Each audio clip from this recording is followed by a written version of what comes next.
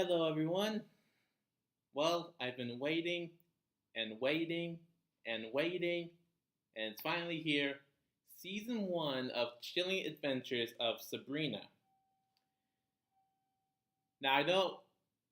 Alright, so Sabrina Spellman is a comic book character created by Archie Comics. And like the Archie gang, the comics, from what I can tell from a historical perspective, have been mainly lighthearted, just silly kind of fun, with only more serious and more horror like stories about her being written in more recent years.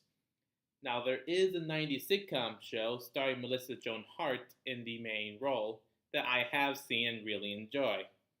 But I love this show just as much, if not more. I love the horror atmosphere, magic, the characters, premise. It's great. However, there is one part of the show that I want to talk about in specific today. It's nothing that's been explicitly explained in season 1 itself, but it does get brought up in passing, and we can kind of put the pieces together. Let's talk about the prophecy of Chilling Adventures of Sabrina. Yeah, I know a prophecy is cliche, but what makes this interesting is that there's only one character in the entire first season that's even aware of this prophecy's existence. This character is known as Lilith or Madam Satan, going under the disguise of being one of Sabrina's moral teachers at Baxter High in Greendale, who later then changes her story a little bit to say that she is a witch hiding in plain sight.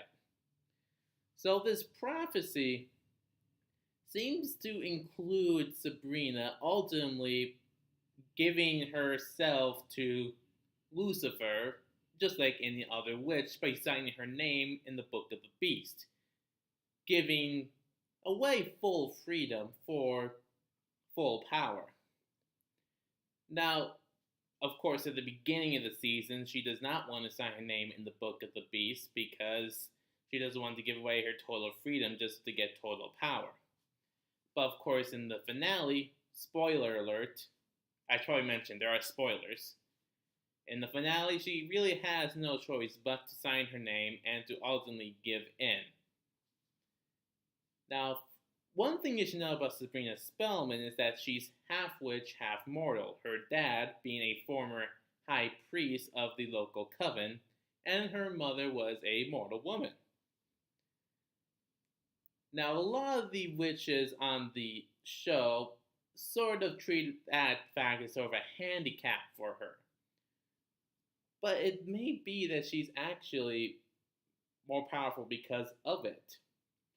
From what we can tell, there's a prophecy that must have spoken about some half mortal, half witch heritage that will ultimately either become a champion of hell or champion of the mortal world. We can gather this because throughout the entire first season, she's really given choices to either side or support people of her witch heritage or stick with her friends and be in the mortal world. And she's always trying to tread the line of having like the best of both worlds. Hannah Montana reference not intended.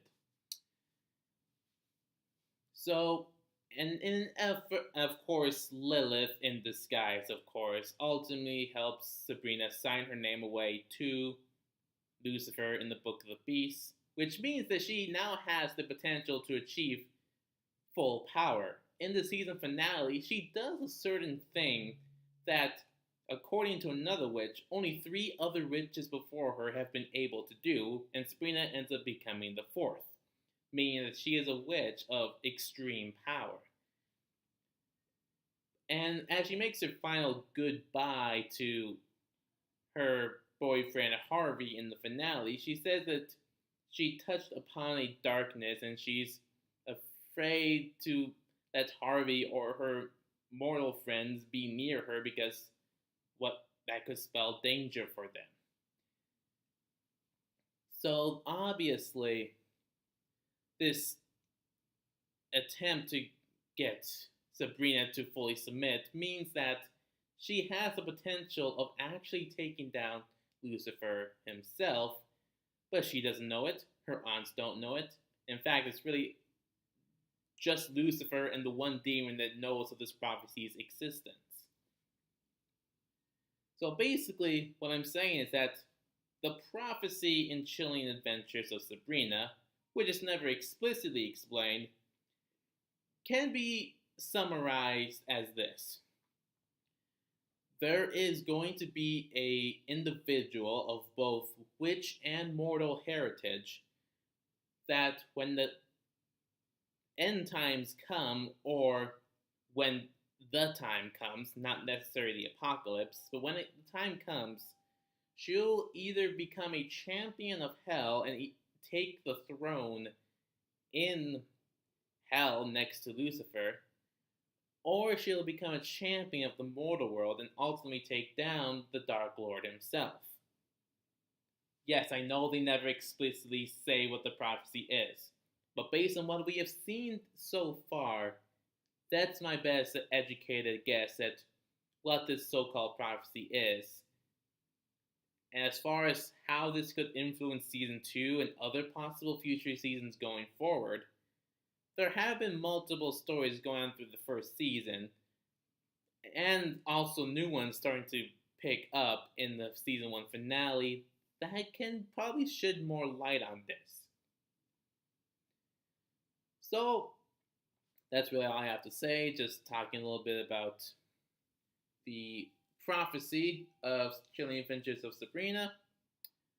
That's all I really have right now, but I will talk about her before the month is up because I love this show. But until next time, like, comment, subscribe, share. See you guys next time.